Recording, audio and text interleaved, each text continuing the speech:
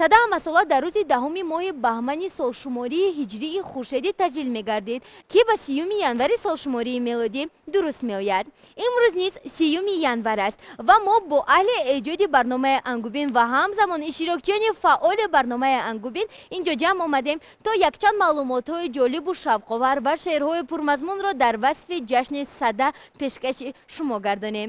аз ин рӯ бо телевизиони Баҳористон ва барномаи Ангубин буданро фаромӯш насозед.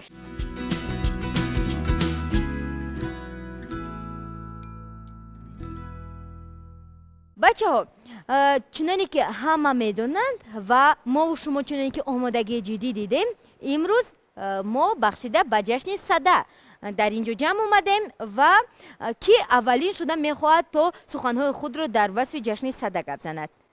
خب همگان آمادگی جدی دیدن بینندگان گرامی و چنانه که میبینید ما اینجا گلخن رمزی بخشیده به جشن سده افروختیم و میخوایم در گرد آن بخشیده به جشن سده شعر و معلومات های گوناگون را پیشکش شما گردانیم. از این رو با برنامه انگوبین و تلویزیونی بهارستان بودن را فراموش نسازید. بیاید از زینب آغاز مینماییم. سده در قطار نوروز و مهرگان از دوران قدیم یکی از جشن‌های با شکوه و شهامتی مردمان آریا تبار به شمار می رفت. سده همه ساله در روزی ماهی بهمنی سالشماری هجری خورشیدی تجلیل می گردید. در اسطوره های باستانی آمده است که مردم با افروختن آتش فصل بهار و گرمی و روشنی را دعوت بکرده اند. سده جشن پیر و جوان، زن و مرد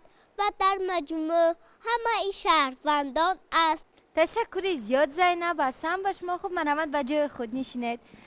در اسطوره‌های باستانی آمده است که مردم با افروختن گلخن‌های بزرگ بهار و گرمی را دعوت می‌نمودند و ما نیز فصل بهار را خیلی پزمان شدیم و گلخن نیز افروختیم تا با تجلیل نمودن جشن سده فصل بهار و گرمی را دعوت نماییم. خب محمد مولوی بیاید از شما میپرسیم. سده در زبان اوستایی به معنای برآمدن و طلوع کردن آمده است. در زبان‌های علمی باستان به گونه صدق و در فارسی میانه به گونه صدق بوده است. سده واژه تاجیکی فارسی است. در عربی به صورت صدق یا صدق کتابت و تلفظ می شود. در فارسی میانه و فارسی باستان و اوستا صد عددش 100 می باشد. فردوسی پذیرای جشن سده را از جانب روشن چنین می نگارد: شب آمد برافروخت آتش به کوه، همان شاه در گرد شاهان گروه، یکی جشن کرد آن شب و باده خورد، سده نامی آن جشنی فرخنده کرد، سوشن گماند این سده یادگار، بس هیبت چون او دیگر شهریار. تشکر زیاد محمد مولوی. بیاید کنی زکریا رو میپرسیم. ها ابوالقاسم فردوسی در شاهنامه آیین به بنیاد گذاشتن جشن سده چنین حکایت میکند که بهار شاه و شنگ با نزدیکانش به شکار میروند و در کوهسار ماری راز و تیره رنگی را میبینند. اوشنگ سنگی کلانی را برداشته به سوی مار هوا میدهد. مار گریختن میرود، اما این سنگ در سنگ دیگر برخورده شراره میجهد و خس و خاشاک خشک آتش میگیرد. مردم تا این وقت سیری افروختن آتش را نمیدانستند و او به شهرش برگشته این رویداد را جشن میگیرند. تشکر زیاد. احسن. مرحمت به جای خود. چینه جشن سده از زمان آریایی ها سر کرده است تا دوران سلطنت غزنویان و سلجوقیان و در بعضی منطقه ها تا زمان استیلای مغول معمول بوده. در دربار و در بین مردم در قطار جشن های نوروز و مهرگان با شکوه و شهامت جشن گرفته میشد. بعد از عصرهای 12 و 13 با تأثیر روحانیان متعصب جشن رسمی سده از طرف شاهان قطع شده آن به جشن مردمی تبدیل یافت. اینک با تشبث پیشوای معظم ملت اساسگزار صلح و وحدت ملی پرزیدنت جمهوری تاجیکستان محترم امام علی رحمان بسیار جشن‌ها و ارزش‌های فرهنگی ما دوباره احیا شده رو به رشد و نمو دارند. سده نیز در کشور فرهنگ پرور ما رسما روز 30 ژانویه هر سال جشن گرفته می شود.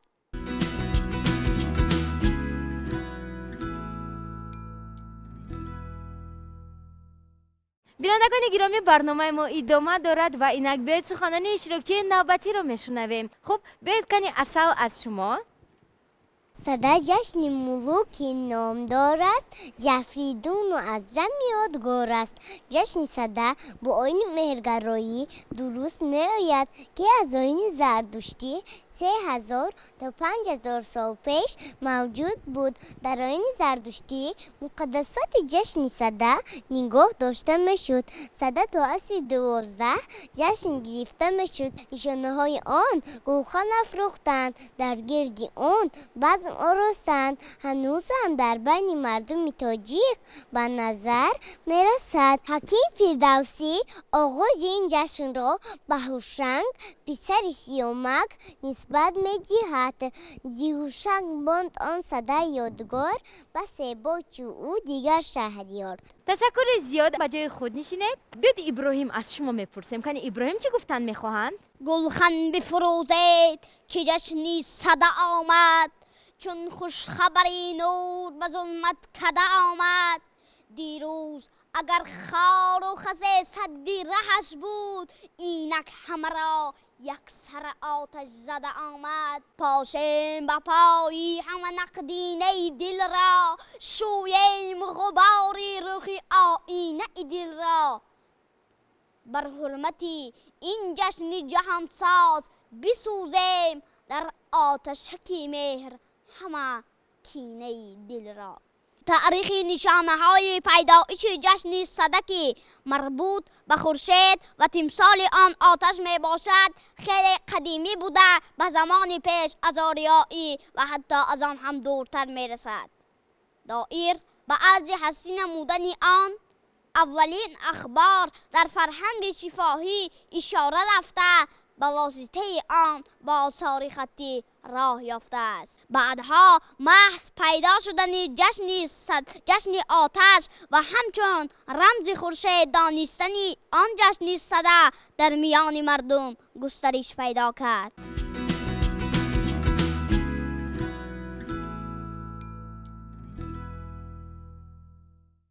اکنون بیاید بینندگان گرامی فرصت رو از دست نداده برادر خردی ابراهیم جان از مصطفی رستم خواهش میکنیم تا برای ما سخنهای خود را پیشنهاد نماید. باوری دارم که هم به ما و هم به شما پسند می آید. مرحمت مصطفی.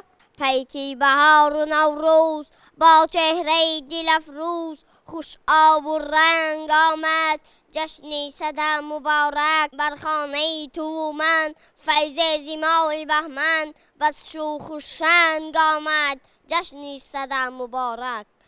درباره پیدایش جشن سده نظرها گوناگون می باشند. پیدایش جشن سده و اسطوره‌های مربوط به آن به مسئله تجمع، روشنایی و آتش وابسته می باشد و بعدها آن را تا روزگاری ما رساندند. به همگان معلوم است که محض به واسطه روشنایی خورشید تمام موجودات عالم زنده است و حرکت میکند. صد ره گشاید سوی نوروز، بر روی ما نماید روی نوروز. ثناگویم از این جشن نیاگان، که در سر ما نماید روی نوروز. آفرین. خوب کنی فروخ میبینیم که شما چی ازت کردید؟ در این باره پیشوای معظم ملت در نوشته های خود اشارتی جالب دارند که این چنین است: در میان قوه های سرشماری بدی در دشت و جنگل های آسیای مرکزی، که جان انسان را در عذاب و به تهلکه می انداخت. به خصوص خشکی و تاریکی بسیار زیان‌آور بودند. آنها دریافته بودند که بر ضد نیروهای نامبر شده بدی، آذر یا آتش و رعد و برق مؤثر بودند. بر ضد تاریکی باشد خورشید چون عنصری توانا مقدس دانسته می شود. تاجیکستانم. مبارک باد این جشنی سرور، دولتت بیدار بادو، بر سرت بارانی نور. دوستانت آمده از کشوری نزدیک و دور، شادمانی ها کنند اندر هوایی بزم و سور. شهرتی خود را و فرزندانی خود را دائما تا ثریا تا ثریا تا ثریا میبری. تشکر زیاد فروخ. خوب بیاید فروخ که الکای سخنهایش رو گفت، بیاید کامران رو نیز میپرسیم. ها قوم‌های آریایی 2 فصل سال داشتند که این همان مبارزه هرمزد و اهریمن و مبارزه روشنی با تاریکی را به یاد می‌آورد. یکی را تابستانی بزرگ یعنی حمل می‌نامیدند که آن 7 ماه را در بر می‌گرفت و از آغاز فروردین از 21 و گاه 22 مارس تقویم میلادی شروع شده تا آخر ماه مهر برابر 22 اکتبر تقویم میلادی ادامه می‌یافت. دومی را زمستانی بزرگ یعنی زیعنه میگفتند که از اول ماه آبان برابر 23 اکتبر تقویم میلادی سر میشد و تا پایان ماه اسفند برابر 20 اکتبر تقویم میلادی در بر گرفته و 150 روز ادامه می‌یافت. من میخواهم در وصف وطن عزیزمان تاجیکستان یک شعر قرائت چون هر وقت اشتراکیان برنامه انگوبین میخواهند تا یک شعرک دیگر خوانند. مرحمت میشنویم.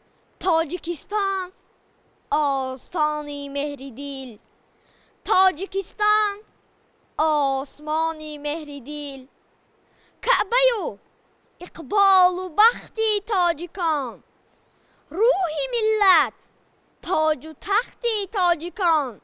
در کنارت زندگی گول می کند، نغمه پردازی چو بلبل می کند.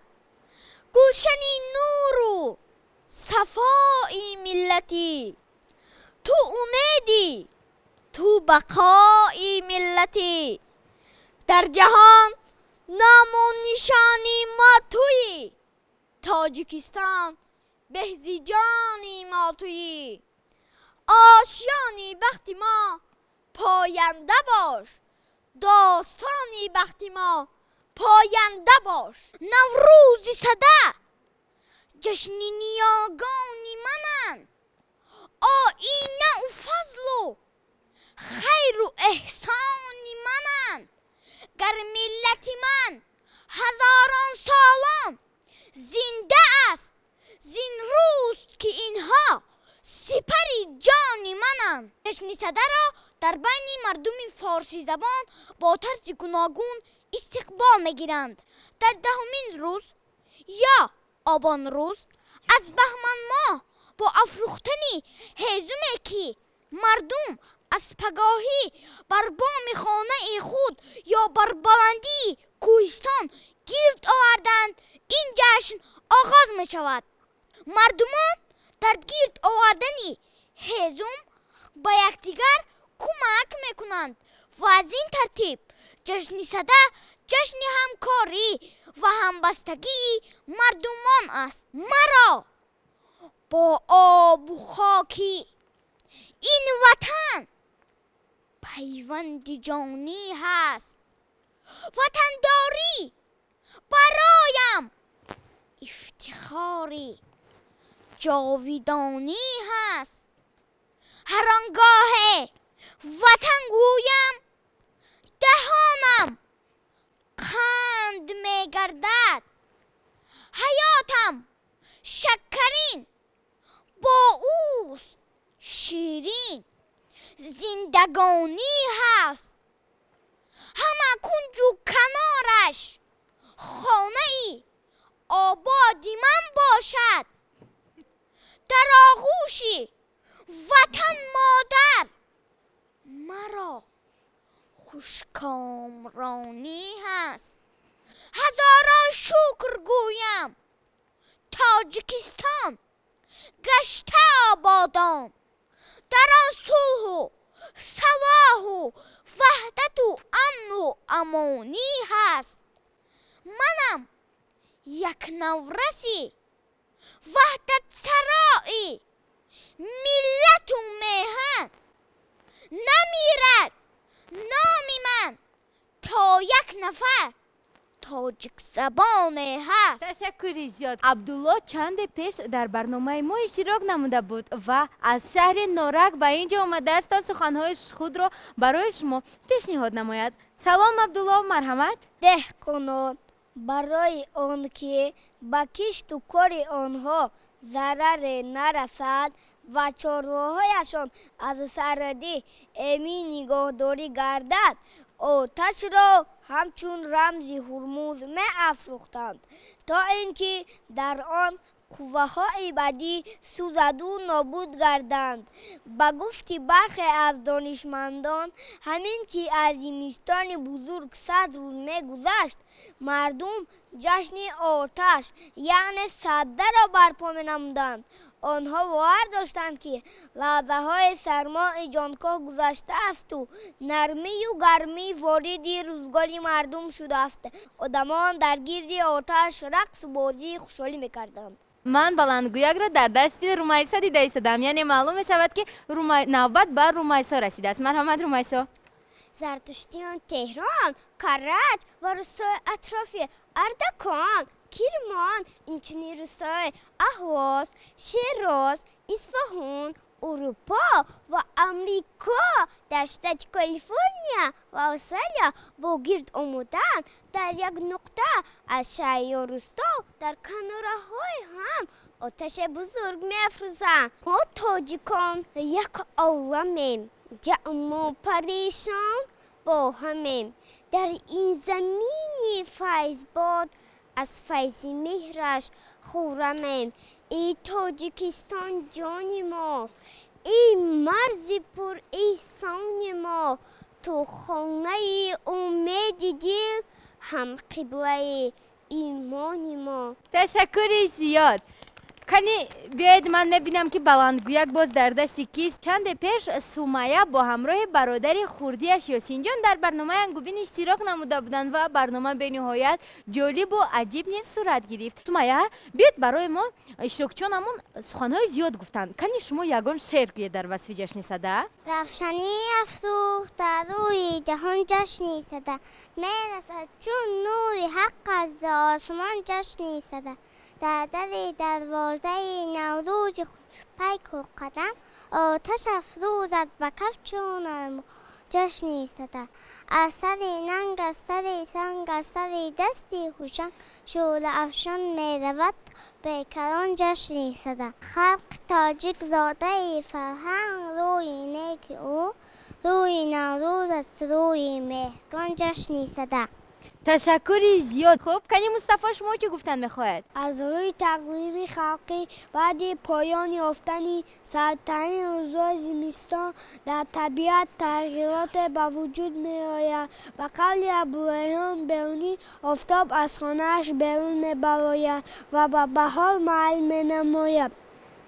دهقانان از این ایام و کارهای کشاورزی آمادگی می‌بینند و این حالت 50 روز و 50 شب پیش از جشن نوروز صورت می‌گیرد. از این رو این جشن را سده گفتند. اینک بلندگویک در دست یاسین جان قرار دارد. ای میلت من خلق نگه بانی صد قدمت آتش تاباست، با پرتویم خیزده 7 اقلیم، با پرتو شورور به جوان صدا. تشکر زیاد. بینندگان گرامی، بلندگویک به دست مریم افتید. انیقترش مریم خوردکک میخواهد تا با لحن شیرینی کودکانه خویش برای ما سخنهای خود را پیشنهاد نماید. من سخن زیاد کردم. مرحمت. از شب تولد خورشید پس از چیل نوز برای گرموز زن شدن آفتاب نیاگان ما جشن سده رو گدام می داشتن. در جشن سده مراسم افروختن آتش و پدیدن از بالای آن واجد داشته است. وطن سرشت من بقاست، نوشت من زمین زد، دوشت من بهشت من محبت تو رنگ شکفته رویست که تو 100,000 رنگ تو دیاد شعر و یاسمن نوای تو نوشتی من ز چشم اول خدا رسیده به من وطن.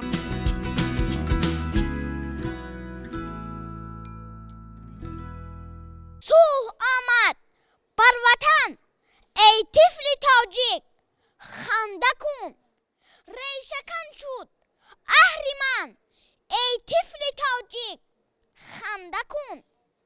چهره ای طفلانه و مستور تو بالیده باد، شد زینو احیا وطن ای طفل تاجیک، خنده کن.